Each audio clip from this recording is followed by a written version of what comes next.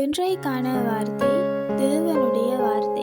எரேமியா 23ஆம் அதிகாரம் 29ஆம் வசனம் சொல்லுது, என் வார்த்தை அக்கினியைப் போலும் கன்மலையை நொறுக்கும் சம்மட்டியைப் போலும் இருக்கிறதல்லவோ என்று கர்த்தர் சொல்லுகிறார்.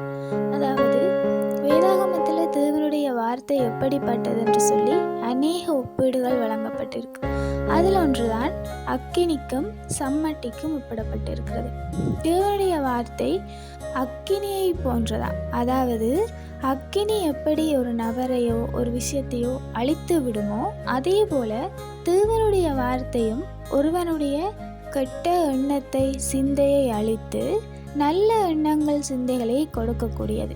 ஒரு அக்கினி எப்படி பட்சித்து போடுமோ அதே போல தேவனுடைய வார்த்தையும் பட்சித்து போடும் வல்லமையுடையதாக இருக்கிறது. அதே போல தேவனுடைய வார்த்தை சம்மட்டிக்கு ஒப்பிடப்பட்டிருக்கு. அதில் சொல்லப்பட்டிருக்கு, கன்மலையை நொறுக்கும் சம்மட்டியை போன்றது. அதாவது தேவனுடைய வார்த்தை கன்மலையை நொறுக்கக்கூடியதாக காணப்படுகிறதா. அதாவது தேவனுடைய வார்த்தை எப்படிப்பட்டதான இருதயத்தையும் கரைக்கக்கூடியது. எப்படி வல்லமையான கன்மலையை சம்மட்டி நொறுக்குகிறதோ அதே போல எவ்வளவு வைராக்கியமாக எவ்வளவு கடினத்தன்மையாக ஒரு நபர் இருந்தாலும் கூட தேவனுடைய வார்த்தை அந்த வைராக்கியங்கள் அந்த கடினத்தன்மைகளை நொறுக்கக்கூடியதாக காணப்படுகிறது.